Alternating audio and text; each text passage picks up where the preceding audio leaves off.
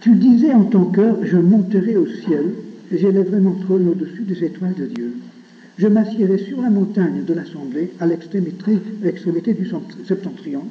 Je monterai sur le sommet des nues, je serai semblable au Très-Haut. Voilà une vision de Satan, son origine et sa fin. La raison pour laquelle Dieu l'a exclu de sa présence, c'est parce qu'il n'était pas satisfait de sa situation, mais il voulait être semblable au Très-Haut. Et ça a toujours été le rêve de Satan. Et il veut se faire passer pour Dieu. Il est même prêt à s'appeler le Saint-Esprit, Jésus-Christ, tout et n'importe quoi, pourvu que les hommes l'adorent et le suivent. Comme dit l'apôtre Paul, il se déguise en ange de lumière et en apôtre de Christ. Il veut se faire passer pour Dieu. Et il cherche à tout prix à déformer, à défigurer l'image de Dieu pour mettre une autre image à la place pour que les gens puissent finalement adorer Satan en pensant qu'ils adorent le vrai Dieu. Et c'est ce qui est arrivé dans l'histoire de Jéroboam, par exemple, qui a dit à Israël, bon, alors vous allez adorer l'Éternel, toujours, l'Éternel est votre Dieu, mais vous allez l'adorer à travers cette image, l'image de ce jeune taureau. N'est-ce pas? Et le diable cherche à créer toujours une caricature de Dieu pour que finalement les hommes adoptent cette caricature et puisque Dieu refuse de s'identifier à la caricature, finalement c'est Satan qui accepte l'adoration et qui répond aux prières. Alors ce n'est pas étonnant si même dans des milieux dits évangéliques, quelquefois le diable se présente en disant je suis le Saint-Esprit, et quelqu'un qui souffre bêtement à ce qu'il appelle l'Esprit, sans contrôler et vérifier cet Esprit par la parole de Dieu, eh bien il risque vraiment de se mettre sous une emprise démoniaque. Et vous savez, je ne dis pas que ce soit très, très, très répandu, mais c'est quand même répandu. Et c'est beaucoup plus courant qu'on ne le pense. Moi, j'ai affaire à des quantités de gens qui m'écrivent, qui me téléphonent, qui veulent venir me voir, qui me téléphonent même d'autres pays, et qui disent, depuis que j'ai reçu l'imposition des mains, depuis que j'ai reçu ce que je croyais être l'Esprit de Dieu, je me trouve sous une puissance démoniaque, et je n'arrive pas à me libérer. Aidez-moi. J'ai dans mes dossiers à la maison une lettre que j'ai reçue la semaine dernière, à laquelle je n'ai même pas encore répondu, d'un garçon qui me disait qu'il est sous une emprise satanique et il faut que je l'aide. J'ai reçu, il n'y a pas très longtemps, un coup de téléphone d'une petite ville à l'intérieur de Venezuela, en Amérique latine, d'une jeune femme qui me disait « Je suis hantée par des cauchemars la nuit, je suis terrifiée par des démons, aidez-moi. » C'est une jeune fille chrétienne, n'est-ce pas? Alors, je crois que nous avons à voir très très clair. Et si nous connaissons le caractère de Satan par la Bible, nous serons davantage armés pour le combattre et pour éviter qu'il nous en induise dans l'erreur. En tout cas, son péché essentiel, c'est qu'il voulait être semblable au Très-Haut. Donc il veut se faire passer pour Dieu. Actuellement, le diable, depuis 2 siècles, il cherche à créer un climat athée.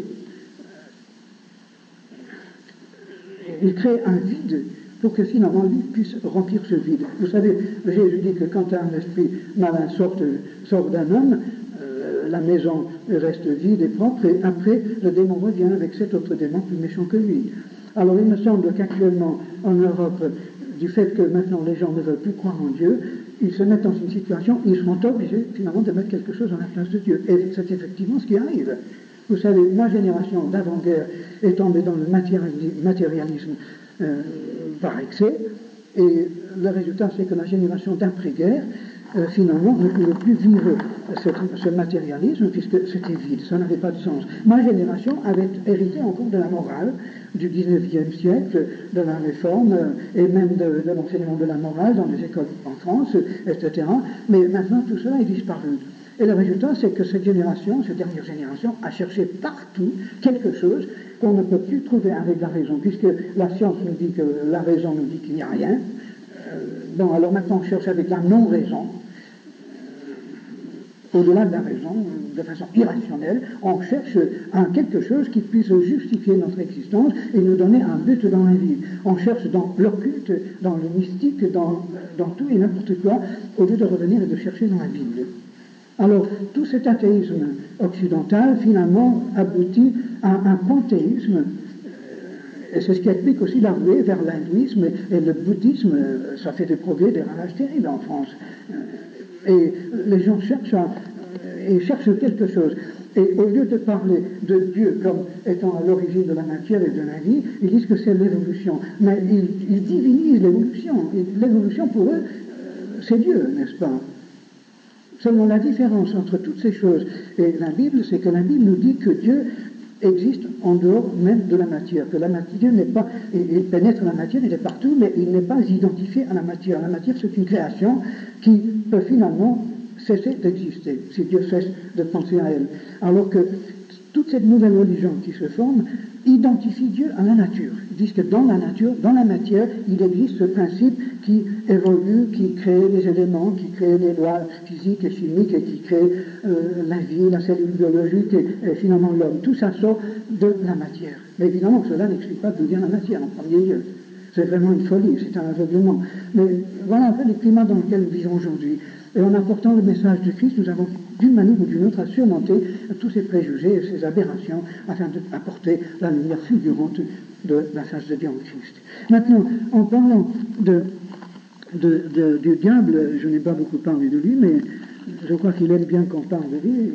Il faut faire attention, mais que Dieu le renvoie et lui ferme la bouche par la puissance de Christ.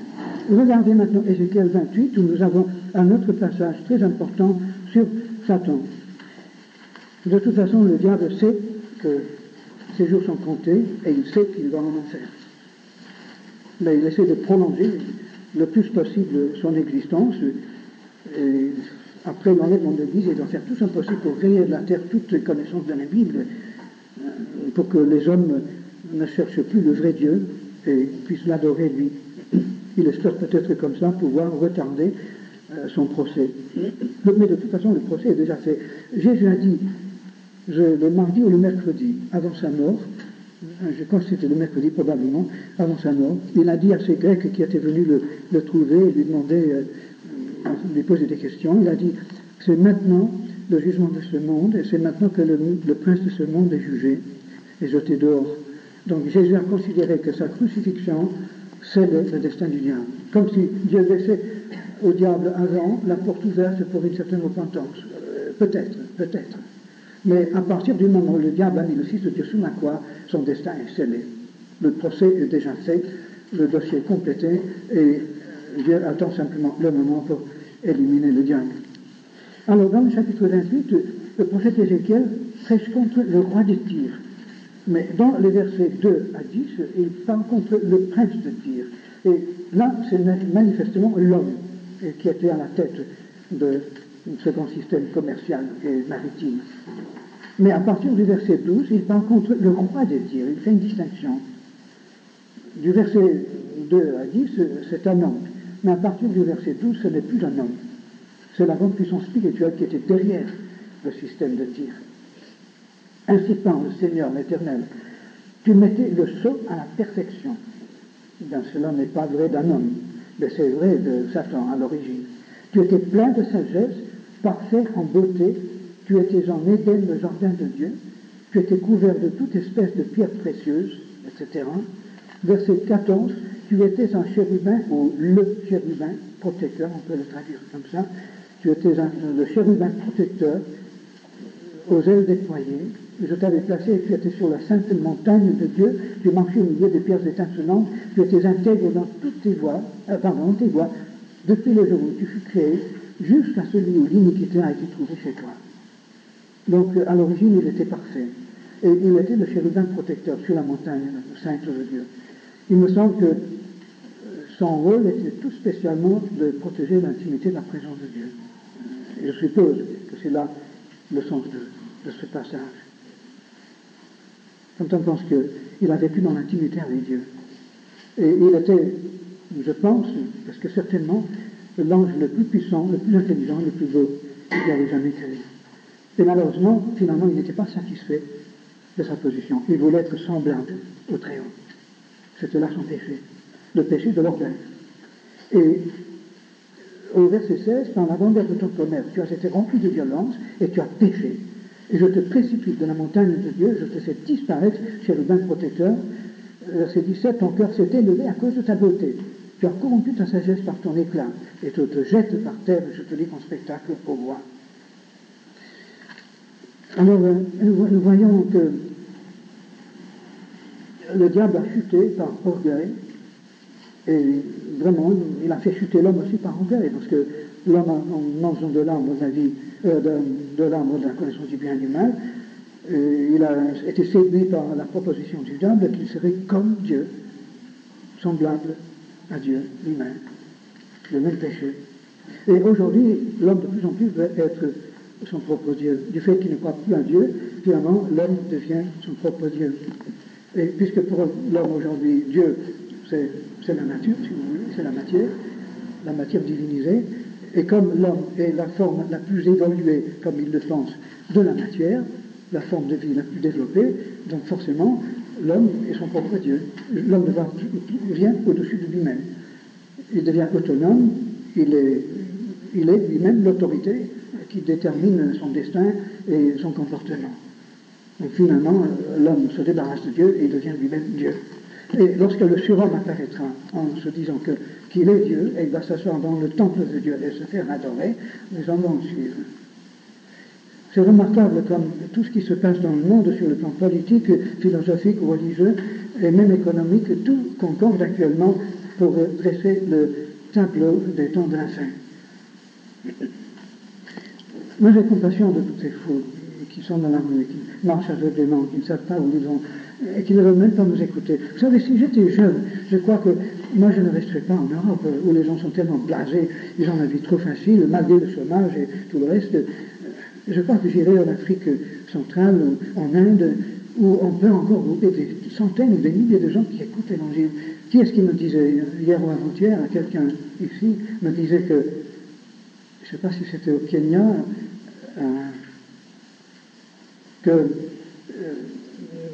dès qu'on monte un stand de littérature chrétienne, on est presque assommé par la foule de gens qui viennent acheter.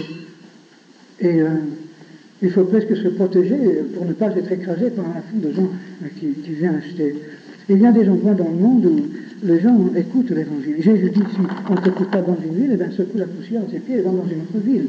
Et il me semble que c'est bête pour moi de rester en France à faire quelque chose pour ce pays qui ne veut rien savoir, alors que dans d'autres parties du monde, il y a des gens qui n'ont jamais eu les occasions qu'on a eues ici en France, mais qui veulent écouter. Mais à mon âge, il m'est difficile maintenant de réorienter ma vie, mais si je n'étais pas marié, si je n'étais pas fixé par un tas de choses, eh bien je serais prêt encore aujourd'hui à fermer la vie, à partir dans un endroit comme ça. Évidemment, par des livres en français, j'arrive quand même à atteindre beaucoup d'autres pays. Et il y a eu même des prisonniers dans des prisons en Afrique centrale qui, je ne sais pas comment, ont obtenu des exemplaires de mes livres et qui se sont convertis. Un homme, il y a 3 ou 4 ans, qui me disant que dans sa prison au Cameroun, il avait trouvé un exemplaire de mon Miracle de l'Esprit, il l'a lu, il a été solidement converti, il m'a écrit pour me le dire, et il a groupé autour de lui une dizaine de personnes avec même un gardien qui étudie la Bible dans la prison. J'ai reçu une lettre de Bitou dernièrement qui me dit que maintenant il est libéré et qu'il a reçu un emploi le jour même de sa libération et il me demande de prier pour la conversion de sa femme et ses enfants. Mais j'ai reçu pas mal de lettres comme ça d'Afrique, alors qu'en France les gens sont trop blasés. Et pourtant, je crois que Dieu peut faire quelque chose en France. De toute façon, les Juifs ont dû commencer, les disciples de Christ ont dû commencer par la prédication à Jérusalem, qui a crucifié le Christ, mais ils ont dû être prêts quand même à être jusqu'aux extrémités de la terre. Et je crois que le péché des apôtres tout au début, c'était de rester à Jérusalem. Une fois que l'église à Jérusalem était fondée, ils auraient dû tous partir en mission. Il a fallu finalement que Dieu envoie la persécution, après les martyrs d'Étienne, la persécution instituée par Saul de Tarse, pour éparpiller les chrétiens et pour que l'évangile soit prêché un peu partout. Et c'est là que l'église d'Antioche a été fondée, etc., qui est devenue la grande église missionnaire du Moyen-Orient, finalement. Je me demande si même Dieu ne va pas envoyer la persécution ici en Europe, justement pour nous envoyer là où les gens nous écouteront. Tiens, Dieu sait. Alors, encore un moment, revenons à Ésaïe et regardons la deuxième partie d'Ésaïe, où la partie qu'il a écrite, à mon avis, pendant sa vieillesse, après son rejet, et nous voyons que là aussi, il parle de Babylone, dans le contexte de la fin.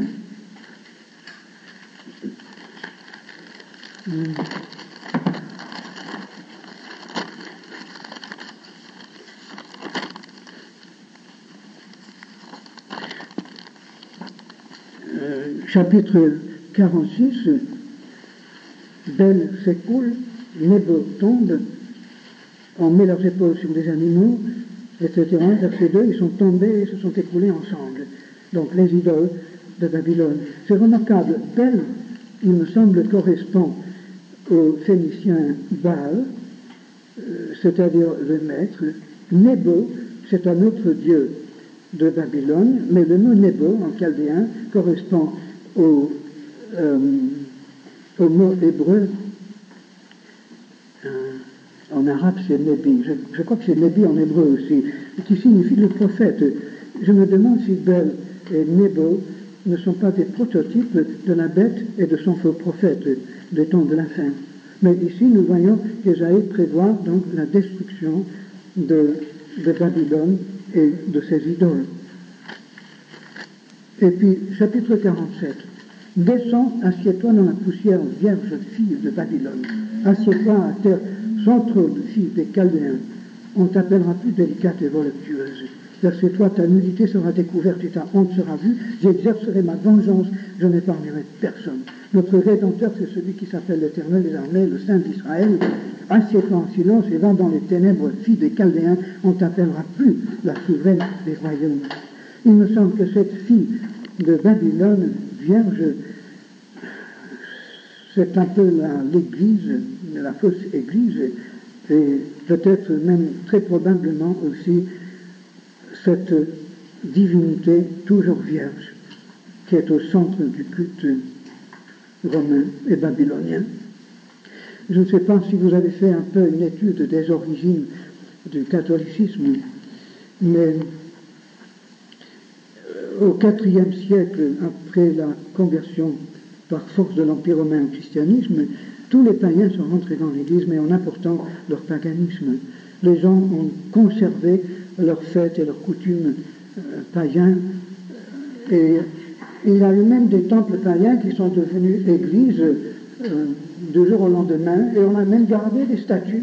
On leur a donné une couche de peinture, Jupiter devenait Saint-Pierre, Vénus ou Junon devenait la Madone, etc. Et donc, à partir de ce siècle, à partir du moment où l'État romain s'est marié avec l'Église chrétienne est devenue corrompue. Et je crois que pendant le Moyen-Âge, la majorité de gens en Europe adoraient vraiment le diable à travers toutes ces fausses divinités, tout en croyant qu'ils adoraient le Dieu chrétien.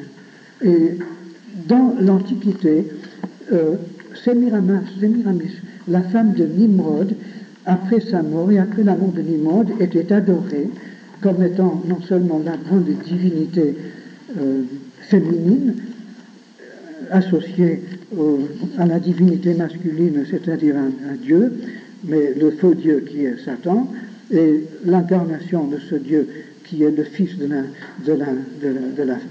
la femme. Mais dans l'Antiquité, cette femme restait toujours vierge.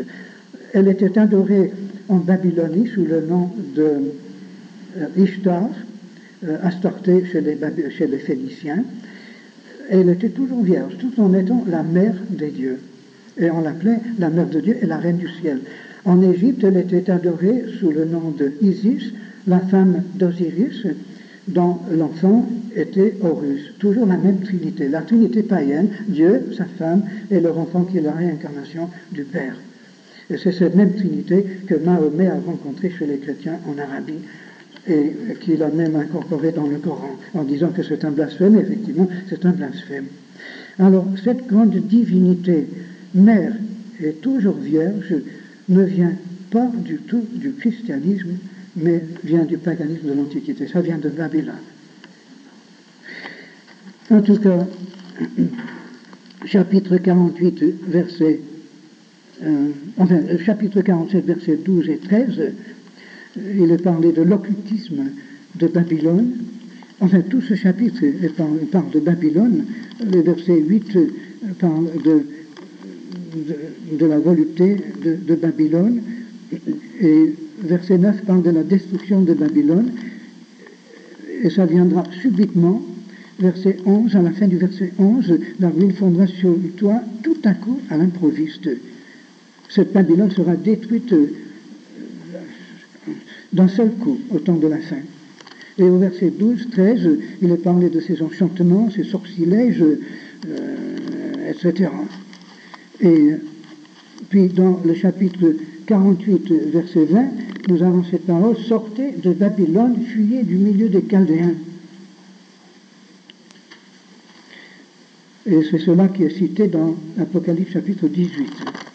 Nous voyons donc que Jean, dans le chapitre 18, a puisé dans les prophéties de l'Ancien Testament, sous l'inspiration de l'Esprit de Dieu, les éléments de sa prophétie. Regardez encore chapitre 52, verset 11. Partez, partez, sortez de l'arc, ne touchez rien d'impur, sortez du milieu d'elle. Ézéchiel et Jérémie, 120, 130 ans plus tard, répètent la même prophétie. Et tous les deux prêchent contre Babylone, et tous les deux font appel au peuple de Dieu de sortir de Babylone. Voilà, on ne va pas chercher plus loin. Mais vous voyez que ce livre d'Ésaïe ouvre le chemin vers le développement d'énormément de vérités révélées dans la Bible. Et ce qui est tellement remarquable dans la Bible, c'est l'unité organique de ce livre. Quand on considère que Dieu a mis, enfin si on compte la Genèse, il a mis des milliers d'années à écrire la Bible. Mais à partir de l'époque d'Abraham, mais réellement ça date depuis au moins l'époque de Noé, mais si on ne parle que d'Abraham jusqu'à Malachie, il faut compter 1600 ans, et puis le Nouveau Testament qui est arrivé 400 ans, 500 ans plus tard, l'unité extraordinaire de pensée.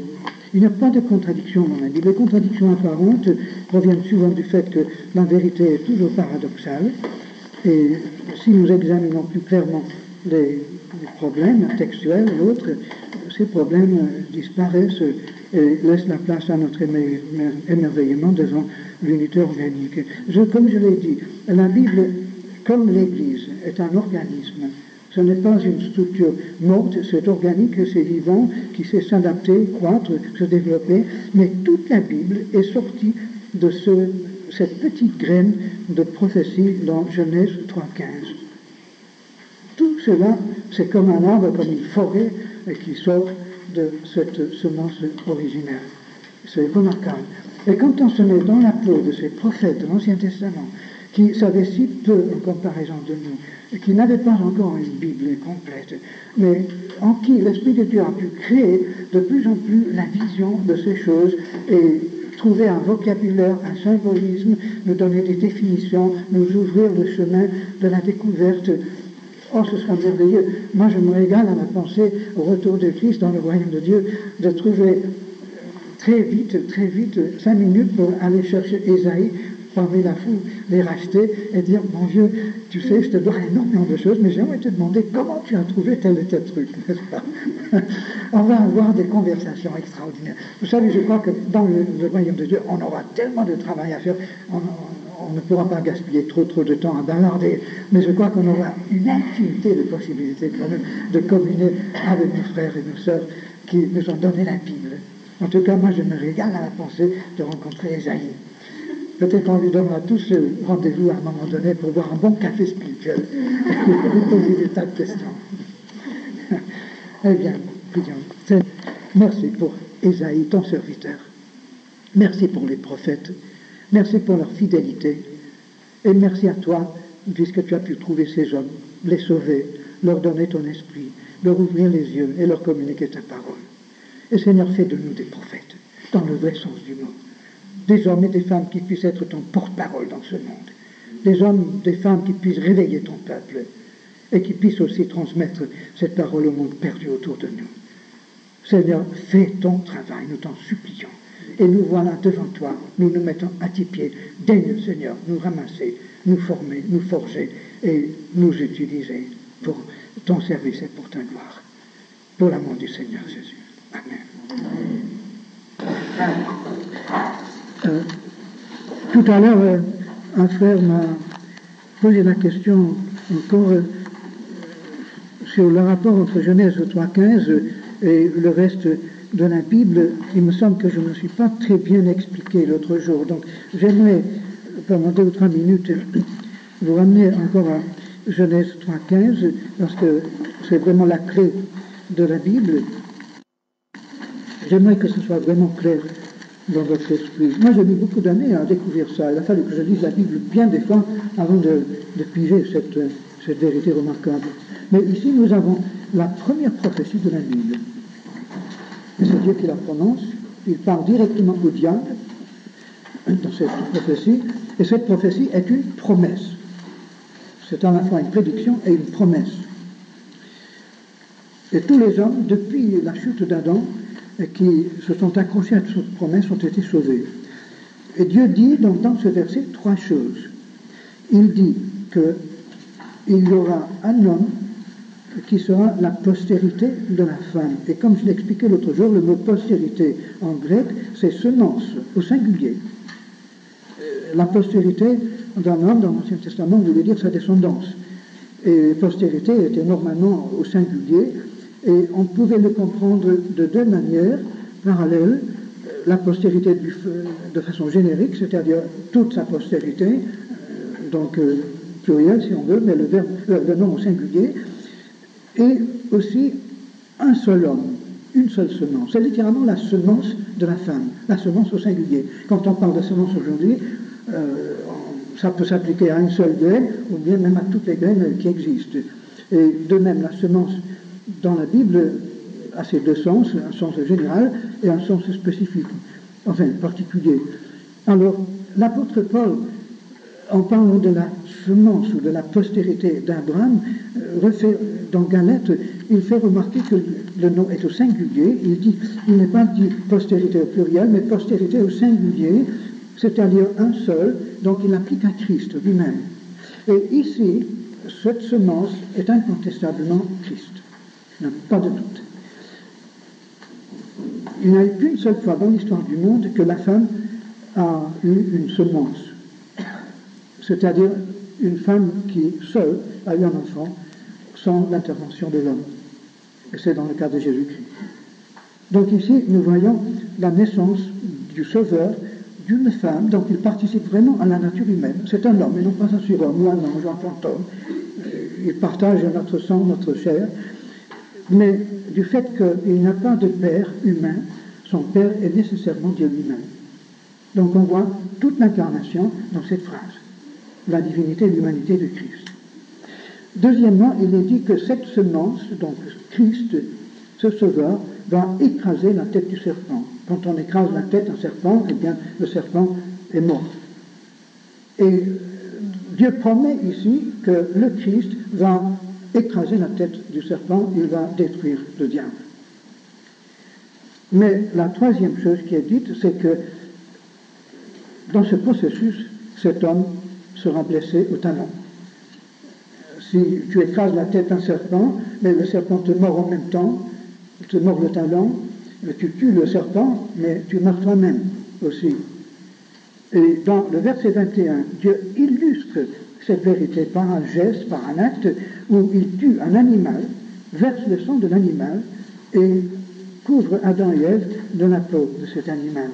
Donc il a fait comprendre à Adam et à Ève, et au diable aussi, par cette prophétie et par ce geste symbolique, un sacrifice dans un certain sens, il leur fait comprendre la manière du salut de l'homme après sa chute. C'est par la mort du Messie, du Christ qui vient, qui va verser son sang, qui va libérer sa propre justice pour nous revêtir de cette justice. Et nous voyons donc dans cette prophétie la divinité et l'humanité du Sauveur. Nous avons la promesse que c'est lui qui va détruire le diable, donc il va libérer l'humanité de l'emprise du diable, mais qu'il serait blessé, il verserait son sang en le faisant.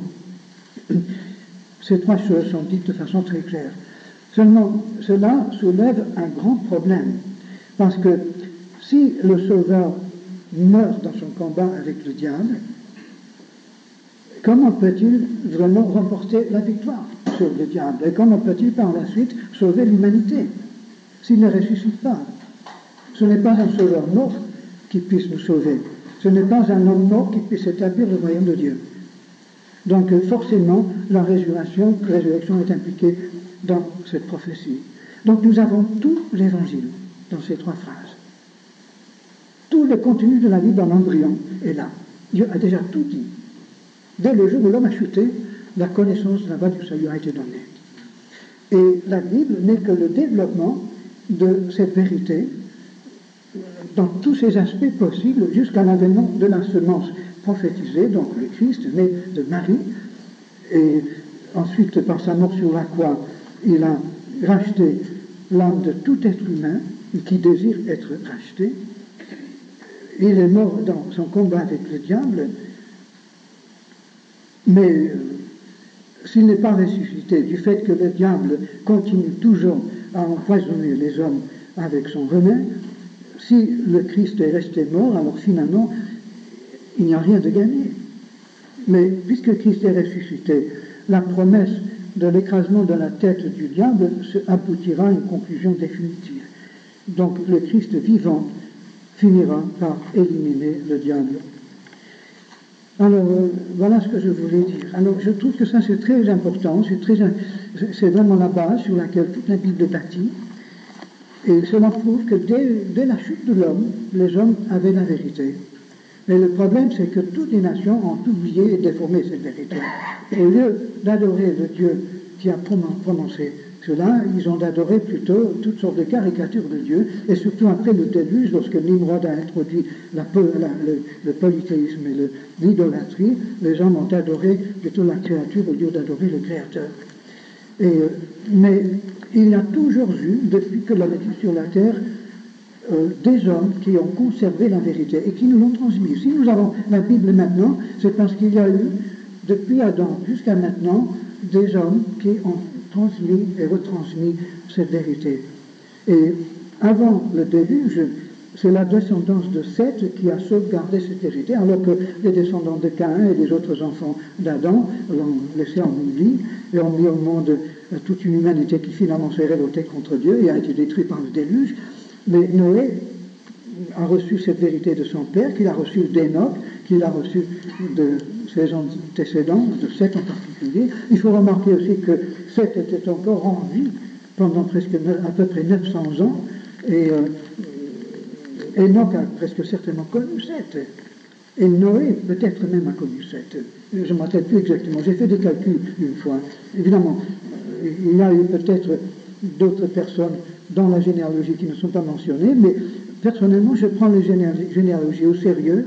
Je ne crois pas qu'on puisse s'opposer, comme certains commentateurs, que ces 10 générations entre Noé et Adam ont tellement de trous que ça pouvait vraiment s'étendre sur une période de 5 ou 10 000 ans. Ça, c'est absolument absurde. Ça fait un non-sens du texte biblique. En tout cas, Noé a connu ces choses et c'est lui qui les a transmis à ses enfants. Et parmi ces enfants, il n'y a eu que Sem qui finalement les a transmis fidèlement à sa postérité, mais ces choses sont arrivées jusqu'à Abraham, et c'est grâce à Abraham que Dieu a pu finalement mettre au monde toute une nation qui a conservé ses idées. Et cela malgré toute l'apostasie, toute l'influence du monde extérieur, venant des Ammonites, des Égyptiens, des Assyriens, des Babyloniens, qui faisaient toujours chuter Israël dans l'idolâtrie et dans l'apostasie. Mais grâce aux prophètes surtout, il y a eu des hommes qui ont maintenu même un témoignage écrit, depuis les premiers temps, un témoignage écrit qui a conservé textuellement ces vérités. C'est merveilleux. Nous avons vraiment entre les mains un livre miracle. Un livre miracle. Je crois personnellement que les vérités d'origine ont été transmises fidèlement, enfin les quelques vérités que nous connaissons, les tout premiers chapitres de la Genèse, et nous ne savons pas exactement à quel moment l'écriture a été inventée, mais certains archéologues pensent que l'écriture existait au moins 3000 ans avant Jésus-Christ, sinon plus. La date de l'existence d'Adam est peut-être discutable.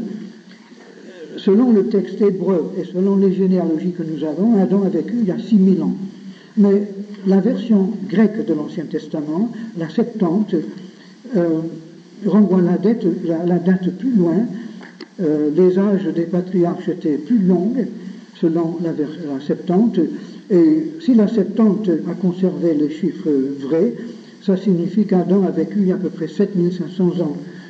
Si on accepte cette deuxième date, ça simplifie un petit peu certains problèmes archéologiques, mais la Bible de toute façon ne reconnaît pas l'existence de l'homo sapiens, c'est-à-dire l'homme, le vrai homme, au-delà de quelques milliers d'années. On ne sait peut-être pas exactement, mais évidemment, l'évolutionnisme cherche à faire remonter l'origine de l'homme à une époque très lointaine, et pourtant la science de plus en plus s'accorde avec la Bible, la vraie science. Quand j'étais à l'école, moi-même, j'étais jeune, on disait aisément que l'homme sapiens existait depuis au moins 1 million, 2 millions, 5 millions d'années. On ne parle plus comme ça maintenant. C'est absolument une aberration de parler comme ça.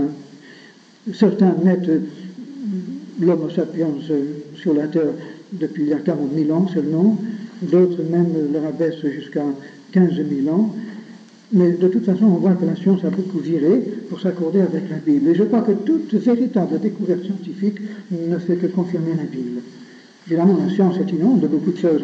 Et le problème, c'est que beaucoup de savants, qui sont athées ou humanistes ou je ne sais pas quoi, ils cherchent à expliquer certaines découvertes pour être conformes à leur philosophie.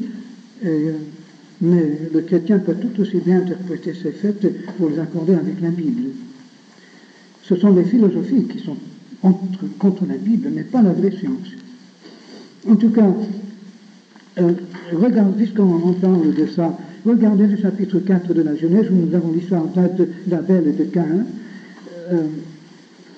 Ces deux hommes, enfin, ils étaient peut-être tout jeunes encore, ils connaissaient l'histoire du Jardin d'Éden, leurs parents leur avaient expliqué tout cela, et à un moment donné, ils ont voulu chacun se mettre en contact avec Dieu, avec le Créateur.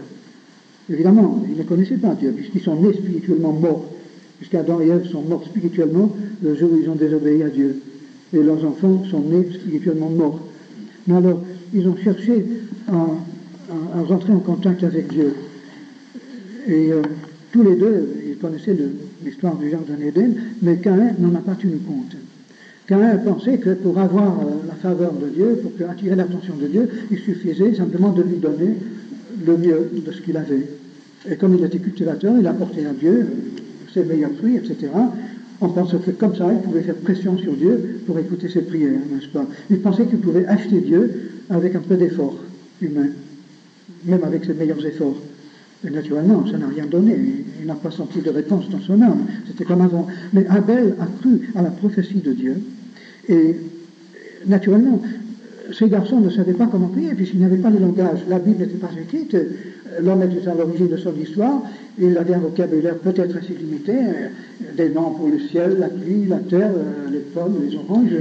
Mais il n'y avait pas de vocabulaire théologique. Et comment faire comprendre à Dieu, comment exprimer son désir et sa foi? Abel voulait exprimer à Dieu sa foi en sa promesse.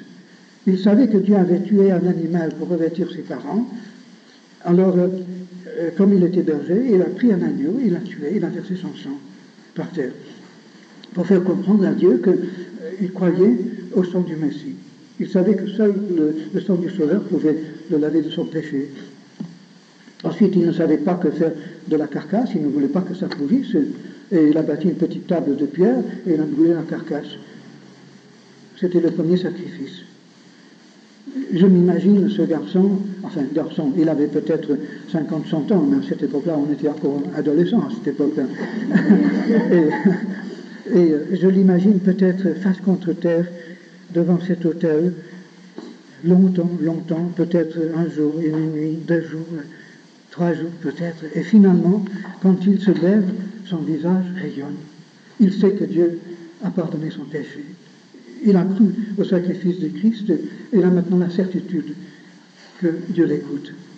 Son frère Caïn, qui n'a rien senti de la sorte, il voit le visage de son frère Abel, comme les scribes et les pharisiens ont vu le visage d'Étienne, qui ressemblait au visage d'un ange, tellement il rayonnait par la gloire de Dieu, et il a été pris d'une haine terrible, il a tué son frère. Voilà le commencement du conflit spirituel de l'humanité, n'est-ce pas? Alors, ce petit récit est inclus dans l'histoire de la Genèse pour nous montrer comment l'Esprit de Dieu a appris aux hommes la prière, la théologie du sacrifice de Christ, etc. Ensuite, il y a l'histoire de Noé, qui après le déluge a bâti aussi un autel, a reçu le signe de l'arc-en-ciel et l'alliance de Dieu pour l'humanité tout entière, etc. Alors petit à petit, à travers l'histoire, Dieu a bâti tout un vocabulaire, à travers les vicissitudes, les symbolismes, les crises. Il a bâti tout un vocabulaire pour qu'il puisse vraiment nous expliquer entièrement la signification de Christ et son œuvre. C'est merveilleux. Moi, je trouve ça absolument fantastique. Évidemment, nous, quand on lit la Bible, on lit l'histoire de Cain et Abel, on trouve que c'est ou banal, ou rébarbatif, ou bizarre, ou trop vieux, c'est pas intéressant. Mais quand on se met vraiment dans le contexte, on va de miracle en miracle. Alors, Ésaïe, c'est une étape dans cet acheminement. Alors, revenons à Ésaïe. Nous regardons maintenant le livre des Malheurs, chapitre 28 à 33, je crois.